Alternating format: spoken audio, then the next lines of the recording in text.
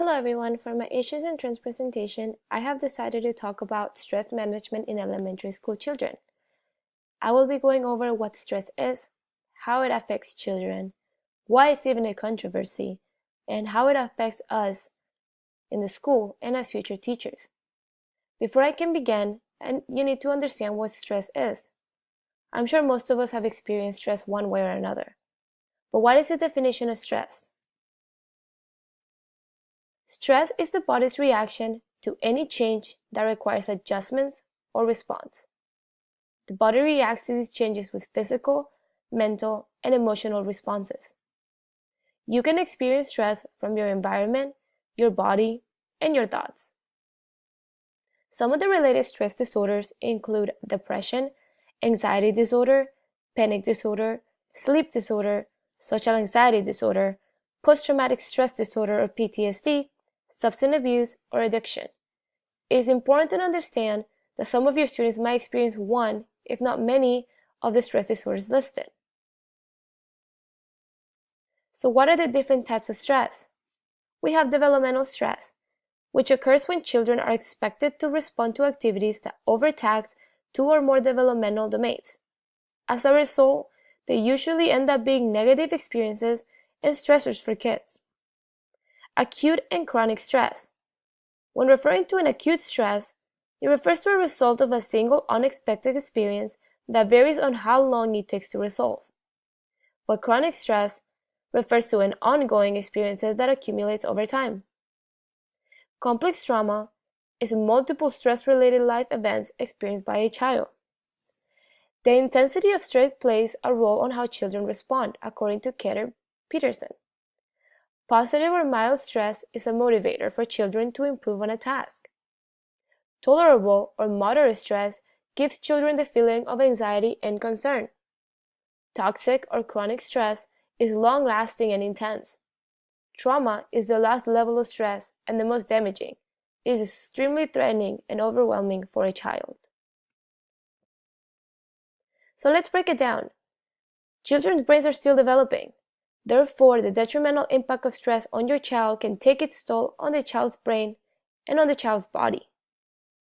Stress is only beneficial in short-term situations, but its long-term effects can include heart disease, obesity, and diabetes, not to mention mental issues like depression, fear, neediness, and the inability to learn new behaviors. This prolonged activation of the stress response is called toxic stress, which we discussed on the previous slide. So why is this an issue? Why is it a controversy? As adults, we often experience stress, but do children? Science says yes. According to the American Psychological Association, about 20% of children report worrying a great deal. However, parents underestimate their child's emotions. Only 3% of parents rate their child's stress as extreme.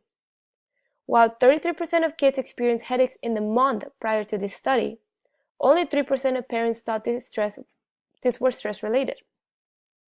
So it is a controversy because we are often ignoring the fact that children can have stress. Because they don't stress about what we usually stress about, sometimes it's not considered important, but it is very important. What can cause stress on a child, you may ask?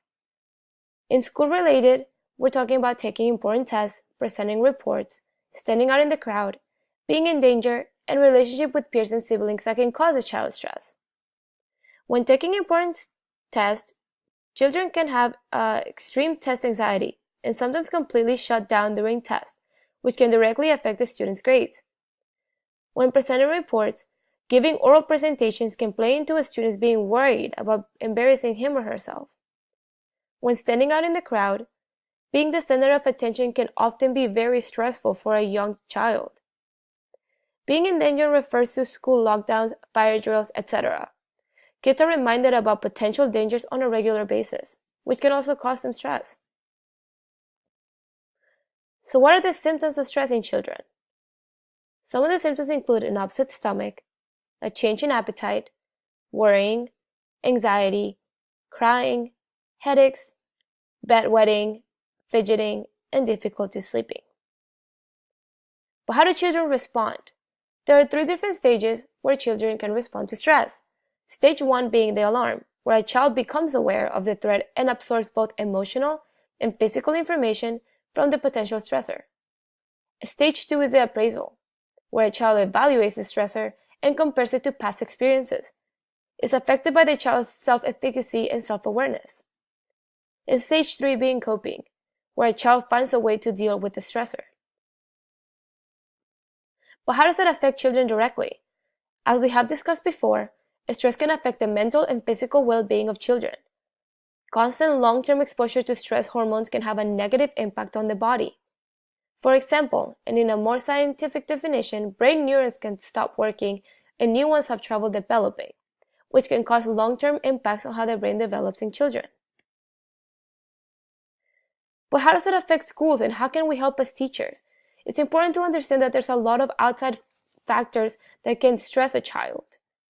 Stress can cause children to do poorly on assignments, skip homework, or build normal relationships with their peers. As a teacher, I do believe it is your absolute need to fit the needs of these children. And there are several ways to do so. By creating a serene corner, a child can go and just take a minute to themselves.